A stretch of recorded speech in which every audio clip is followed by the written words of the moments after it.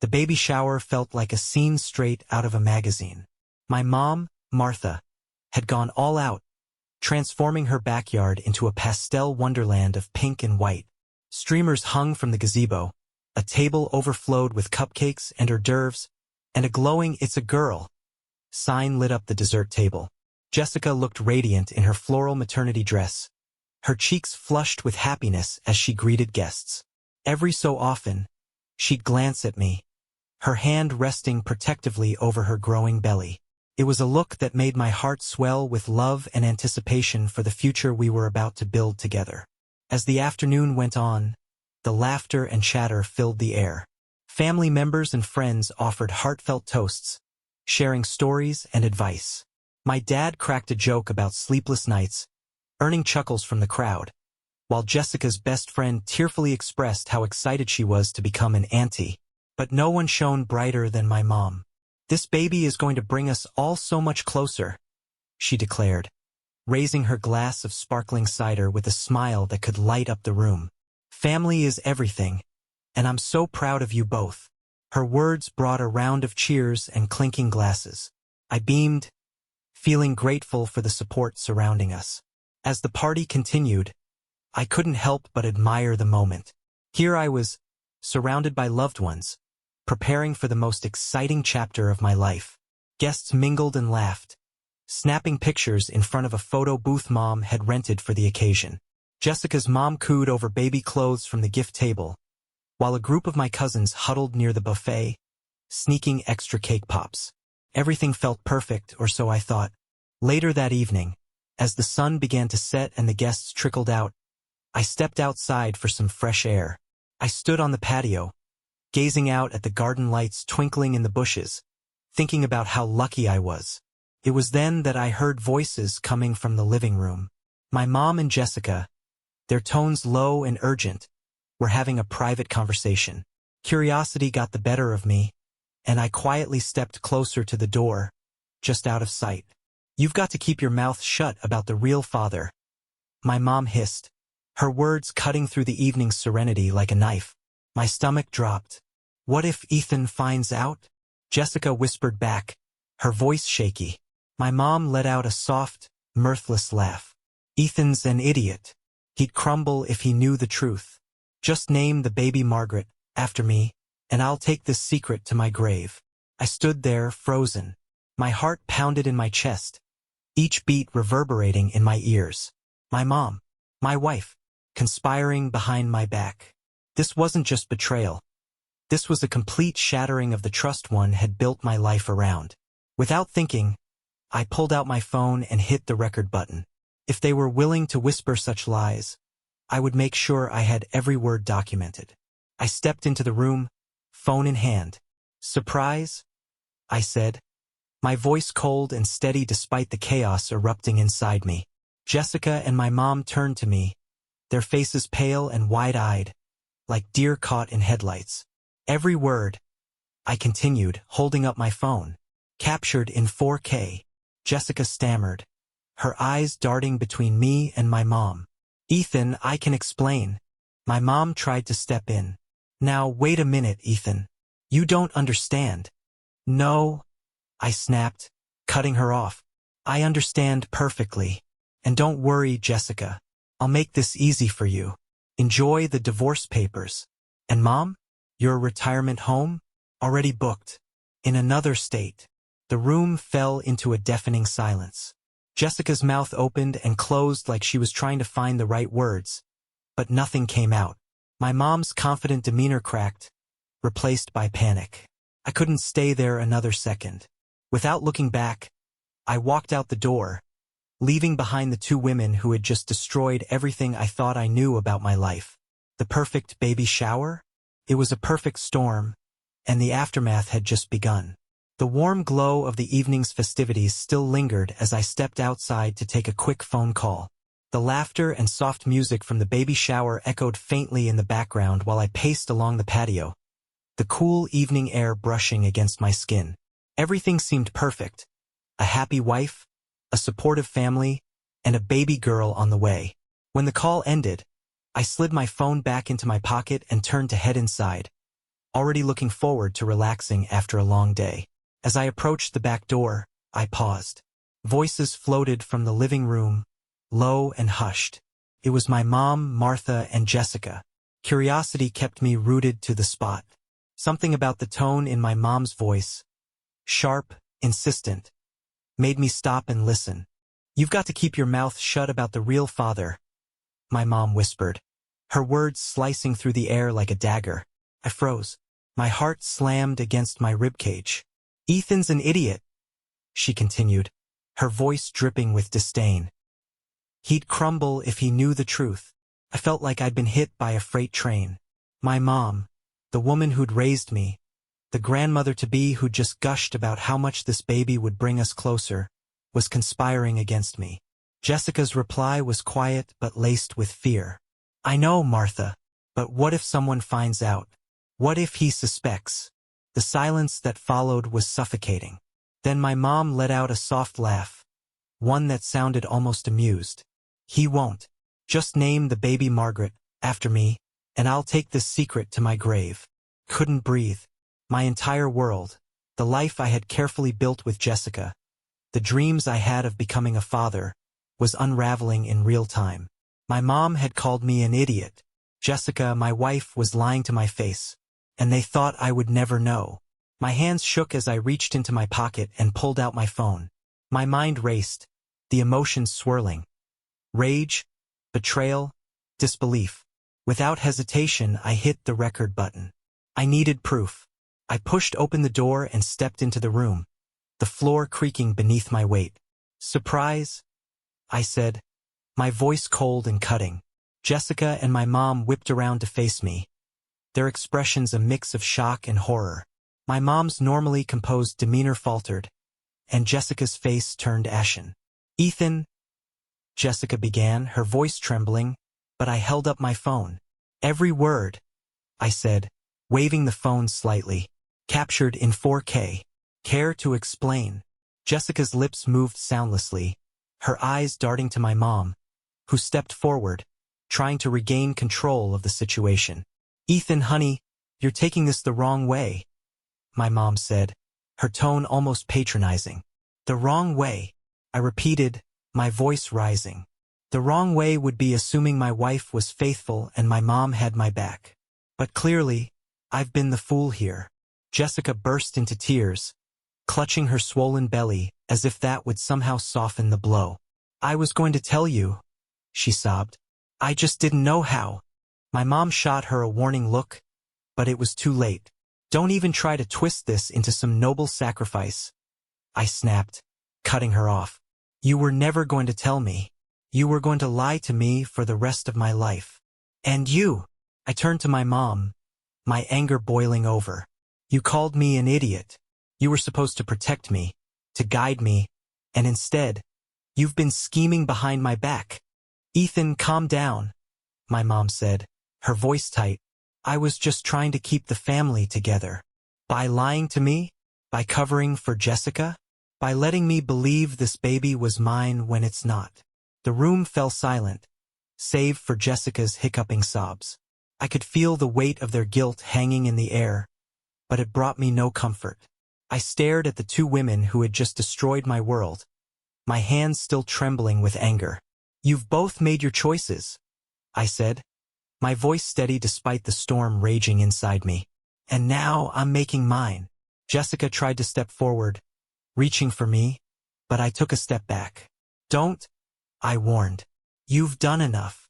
With that, I turned and walked out, slamming the door behind me. The cool night air hit my face, but it did little to calm the fire burning in my chest. In that moment, I knew nothing would ever be the same. The perfect life I thought I had was gone, shattered by a whisper that I was never meant to hear. But as I walked away from that house, one thing was certain. I wasn't going to let them get away with this. The moment felt surreal, like I was trapped in a nightmare I couldn't wake up from. My pulse thundered in my ears, drowning out the faint chatter from the last of the partygoers still lingering outside. My hands trembled as I gripped my phone, the record icon glowing red on the screen. I took a deep breath, trying to steady myself, then stepped into the room. "Surprise?"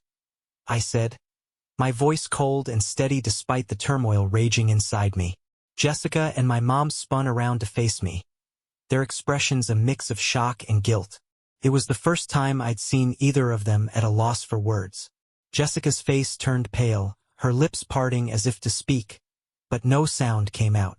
My mom, ever the composed matriarch, quickly schooled her features into a mask of indifference. "What's going on, Ethan?" my mom asked, her tone too casual, too forced. I held up my phone, the screen facing them. "Every word," I said, my voice sharp enough to cut glass. "Captured in 4K. "Wanna try explaining yourselves now?" Jessica took a shaky step toward me, her hand instinctively cradling her belly. "Ethan, please," she whispered.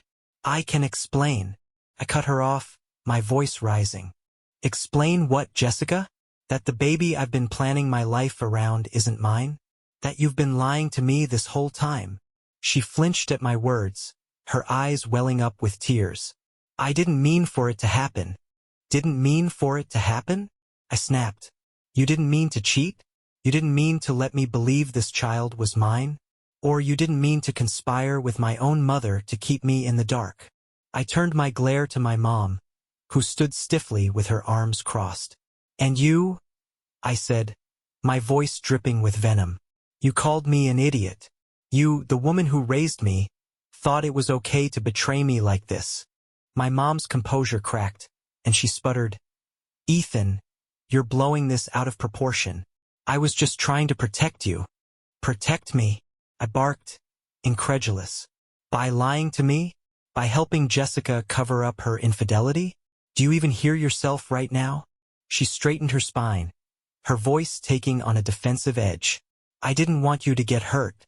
You wouldn't be able to handle the truth, Ethan." The room fell silent for a beat, the weight of their betrayal pressing down on me like a physical force. I took a step back, shaking my head in disbelief. "You've got some nerve," I said, my voice low and steady now. "Both of you." Jessica's tears began to fall freely, and she reached out to me again. "Ethan, I love you." "Don't," I said sharply, holding up a hand to stop her. "Don't you dare say that to me. If you loved me, you wouldn't have done this. You wouldn't have lied to me, slept with someone else, and conspired to keep it a secret." The tension in the room was suffocating. My mom opened her mouth to speak again, but I didn't give her the chance. "Congratulations, Jessica," I said, my voice dripping with sarcasm. "You've earned yourself the quickest divorce in history." Jessica's face crumpled, and she sobbed, "Ethan, please don't do this." "And Mom," I continued, ignoring her, "I hope you like assisted living because your retirement home is already booked, in another state." My mom's eyes widened in shock. "You wouldn't dare," she hissed. I raised an eyebrow. "Wouldn't I?" The weight of their guilt filled the room, palpable and heavy. They both stood there, frozen and speechless, as I pocketed my phone and turned toward the door. "You've made your choices," I said over my shoulder. "Now you'll deal with the consequences." Jessica collapsed into a chair, her sobs echoing in the room behind me. My mom called after me, her voice tinged with panic. "Ethan, wait. Don't do this. We're family." I stopped at the doorway, turning back to look at them one last time. "Family doesn't do this to each other," I said, my voice cold and final. I stepped outside, the cool night air hitting my face like a slap. The sounds of laughter and clinking glasses from the dwindling party felt like they belonged to another world, a world I was no longer part of. As I walked to my car, I replayed the confrontation in my mind, the recording still sitting in my phone like a loaded weapon. I didn't know what the future held, but one thing was certain. I wasn't going to let them destroy me. Not anymore. The cold night air swept over me as I left the house, slamming the door behind me. My breath came in short, sharp bursts, and my mind was racing with too many questions and no answers. I fumbled for my car keys, my hands trembling with anger and disbelief. Sliding into the driver's seat, I gripped the steering wheel so tightly my knuckles turned white. I had to get out of there, to distance myself from the betrayal that had just ripped my life apart. Without thinking, I started the engine and drove off into the night. The streets were quiet, illuminated by the dim glow of streetlights. I didn't have a destination in mind. I just needed to keep moving, as if the motion would somehow untangle the mess in my head. The betrayal played on a loop in my mind. My mom had called me an idiot. The same woman who had read me bedtime stories, cheered me on at school plays, and helped me learn to ride a bike had been plotting against me. She'd smiled to my face while calling me a fool behind my back. And Jessica? My chest tightened at the thought of her. The woman I had promised to love and cherish, who I thought was my partner in life, had been lying to me all along. She had whispered her secrets to my own mother, conspiring to keep me in the dark about a child I had already begun to love. As I drove, I passed familiar landmarks, a gas station, a park I used to run through, the diner where Jessica and I had our first date. Every place was now tinged with a bitter edge, a reminder of the life I thought I was living and the lies I had unknowingly built it on. After what felt like hours, I found myself in an empty parking lot on the edge of town. I killed the engine, the silence settling around me like a heavy blanket. I sat there in the dark, staring at the steering wheel, my mind spiraling deeper into the questions that had been haunting me since I overheard their conversation. Who was the real father? The question gnawed at me. Was it someone I knew? A stranger? How long had this affair been going on? I replayed every interaction Jessica and I had shared in the past year, looking for clues I might have missed. The late nights, the hushed phone calls, the way she had brushed off my concerns when I asked if she was okay. It all made sense now. How could they? The thought hit me like a punch to the gut. How could my mom and Jessica, the two people I trusted most in the world, orchestrate something so cruel? They had stolen my future, turning it into a lie without hesitation. I thought of the baby. A baby I had been so excited to meet, to hold in my arms. Was I supposed to just walk away now? Pretend none of it mattered? A bitter laugh escaped my lips as I thought of my mom's words. Just name the baby Margaret and I'll take this secret to my grave. She had planned everything so meticulously, convinced that I was too blind or too stupid to ever find out. Well, she was wrong. The bitterness gave way to anger, a slow-burning fire that spread through my chest. They had underestimated me. My mom thought she could control me, manipulate me like I was still a child. Jessica thought she could exploit my love, relying on me to stay blind out of devotion. But they were wrong. I pulled out my phone, the recording still fresh in my gallery. Just seeing it there, the damning evidence, gave me a grim sense of satisfaction. This was my proof, my leverage. They wouldn't be able to gaslight me or spin their lies anymore. I sat there for what felt like hours, the silence around me punctuated by the occasional car passing in the distance. The anger didn't subside, but it began to morph into something else. Clarity. For the first time that night, I realized I had a choice. I could wallow in the betrayal, let it consume me, or I could take control of the situation. I could turn this pain into action, make sure that neither Jessica nor my mom would ever be able to hurt me again. I had spent my life trusting them, relying on their love and support. Now I would trust only myself. By the time I started the car and pulled out of the parking lot, my mind was made up. I would confront them, both of them, but on my terms. No yelling, no begging for explanations. I didn't need to hear their excuses. I had everything I needed to make my move. As I drove back toward home, the night felt darker, colder, but somehow I felt lighter. The betrayal had shattered my world, but I wasn't broken. Not yet. This wasn't the end of my story. It was just the beginning. The following morning, I parked in front of the house, my jaw clenched and my fists tight on the steering wheel. The anger from the night before simmered beneath the surface, but now it was tempered with cold determination. I had given myself time to process, but the betrayal still cut deep. Today, I wasn't here to lose control. I was here for answers. Taking a deep breath, I stepped out of the car and walked up the path. The house was eerily quiet, the kind of stillness that only came when people knew they'd been caught. I let myself in. The kitchen light was on, and Jessica was sitting at the table, her head in her hands. Her eyes were red and puffy, her face pale. My mom stood near the window, her phone clutched tightly in one hand as she paced back and forth. They both froze when they saw me. I closed the door behind me, the sound echoing through the house like a finality neither of them could ignore. "You've got one chance," I said, my voice cold and steady, cutting through the silence like a blade. "One chance to come clean. Who's the father?" Jessica's lips trembled, and for a moment, I thought she might try to deny it. But the weight of the truth was too heavy. She buried her face in her hands, her voice breaking as she whispered, "It's Brandon." The name hit me like a sledgehammer. Brandon, my coworker, the guy I'd grabbed beers with after work, the one I'd invited into my home, trusted with my projects, even joked about parenting advice with when he found out Jessica was pregnant. My vision blurred for a moment, my anger threatening to boil over, but I forced myself to stay composed. I couldn't let them see how much this was breaking me. "Brandon," I repeated, the name tasting bitter on my tongue. "My friend." Of all the people, it had to be him. Jessica didn't respond, just sobbed harder, her shoulders shaking. I turned my attention to my mom, who was now standing stiffly by the window, her face tight with defiance. "And you?" I said, my voice dripping with contempt. "How could you do this to me?" She raised her chin slightly, her composure slipping just enough to show a hint of guilt. "I was protecting you," she said, her tone defensive. "You're too sensitive, Ethan. You wouldn't have been able to handle the truth." "Protecting me?" I snapped, my voice rising for the first time. "By lying to me? By conspiring with Jessica to keep me in the dark? You didn't protect me. You destroyed me." My mom shook her head, refusing to meet my eyes. "I did what I thought was best. You don't understand."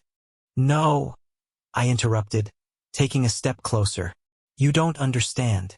You don't get to decide what's best for me. You don't get to play God with my life." Jessica finally looked up, her face streaked with tears. "Ethan, please," she begged.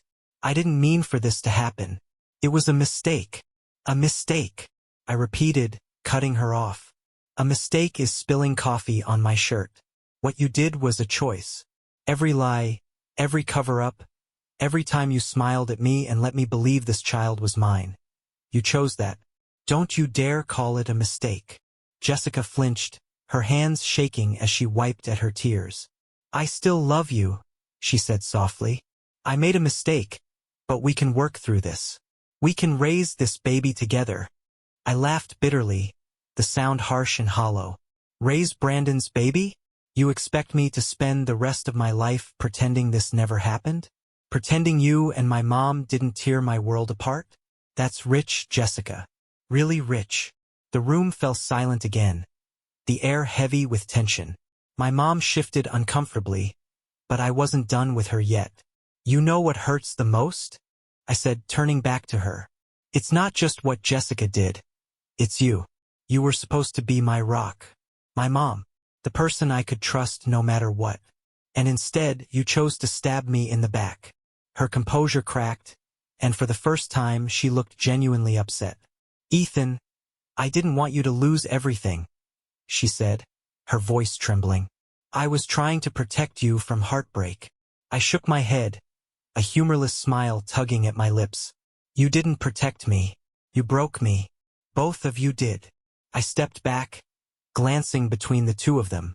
"You've made your choices," I said, my voice steady now. "And now you'll have to live with the consequences." Jessica reached for me, desperation in her eyes. "Ethan, don't do this. Please." But I didn't stay to hear the rest. I turned and walked out the door, slamming it shut behind me. As I stepped into the cool morning air, I felt a strange sense of relief. The confrontation had been brutal, but it was necessary. For the first time since this nightmare began, I felt like I was taking control of my life again.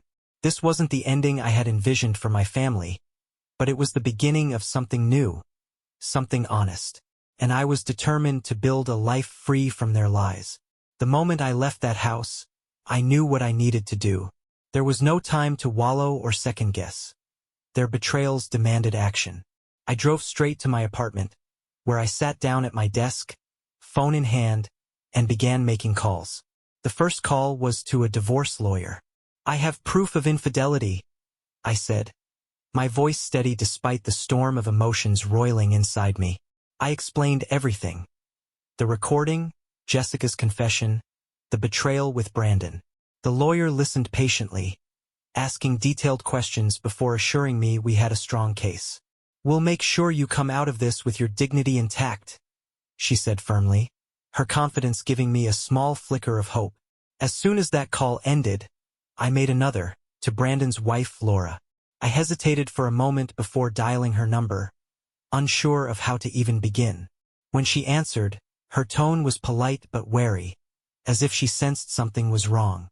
"Hi, Laura," I began, my voice heavy. "This is Ethan.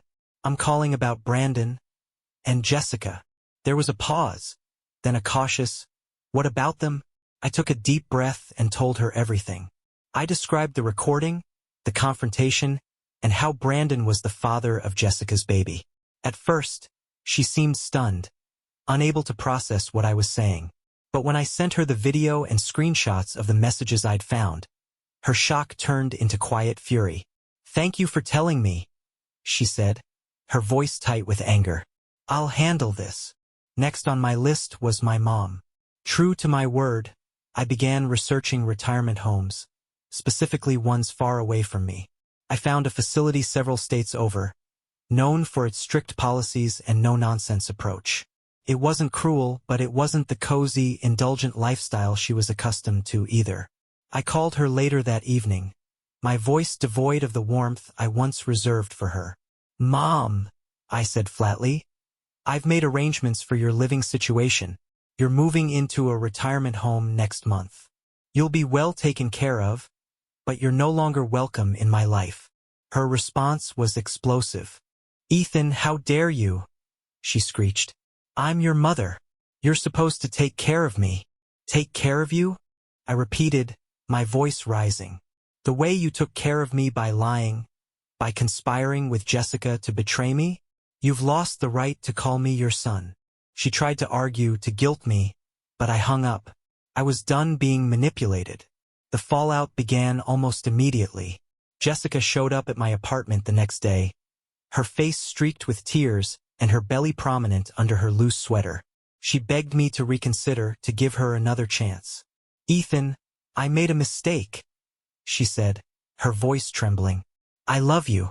Please, don't throw everything away because of one stupid decision." I stared at her, incredulous. "One stupid decision? Jessica, this wasn't a mistake. This was a deliberate, calculated betrayal. You didn't just cheat, you lied to me, you conspired with my own mother, and you let me believe a child was mine when it wasn't. Do you have any idea how cruel that is?" Her tears fell harder, but I didn't budge.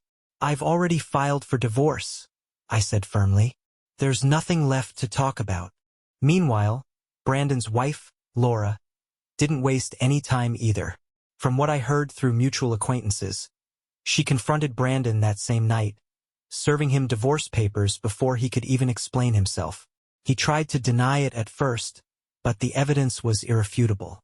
Within days, Brandon's personal life was in shambles. He moved out of his house and was temporarily staying in a cheap motel. At work, his reputation took a hit as rumors began to spread. I didn't feel sorry for him. He'd made his bed, now he could lie in it. As for my mom, she continued to call and text me, alternating between guilt trips and outright insults. "You're overreacting," she said in one message. "I was just trying to protect you." "From what?" I responded. "The truth? You didn't protect me. You protected yourself and Jessica. You put my feelings, my trust, and my future in the line of fire. And for what? To maintain your twisted version of family unity." Her messages stopped after that. I imagined she was stewing in silence, but I didn't care. For once, I wasn't putting her needs above my own.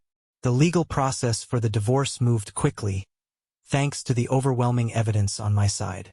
The recording was enough to prove infidelity, and Jessica didn't have much ground to stand on.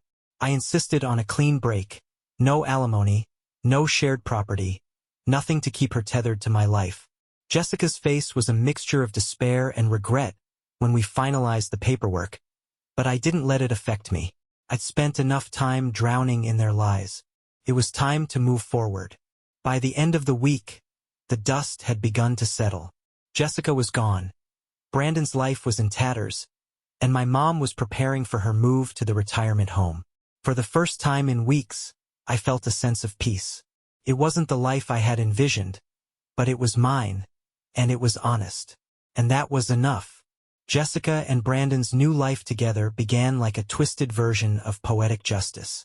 She moved in with him shortly after our divorce was finalized, but their relationship quickly buckled under the strain of public humiliation and financial instability.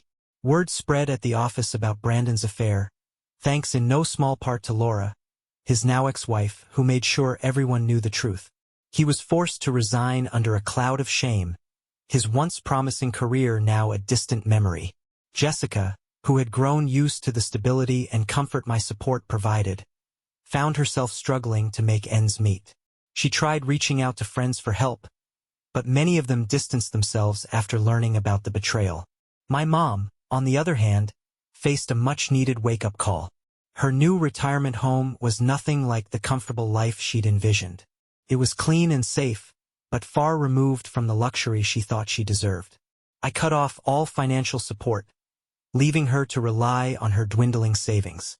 Her calls became less frequent over time, as though even she had finally accepted that I was done being manipulated. The road to rebuilding my life wasn't easy. There were nights when the pain of betrayal crept back in, and I questioned how I had let myself be blindsided for so long. But every day, I reminded myself that walking away from Jessica, Brandon, and my mom wasn't just about ending toxic relationships. It was about reclaiming my future. I threw myself into my career, working harder than ever to build something that no one could take from me. I leaned on my closest friends, who reminded me of what real support and love looked like. Eventually, I met someone new, Emma. She was kind, genuine, and, above all, honest. With her, I found a love that was free from deceit and manipulation. The betrayal I endured taught me one of life's harshest lessons. The people closest to you can sometimes hurt you the most. But it also taught me that with resilience, courage, and a clear sense of self-worth, you can rise above the pain and build a life that's truly yours. In the end, I didn't just survive their betrayal, I thrived in spite of it. And for that, I'll always be proud.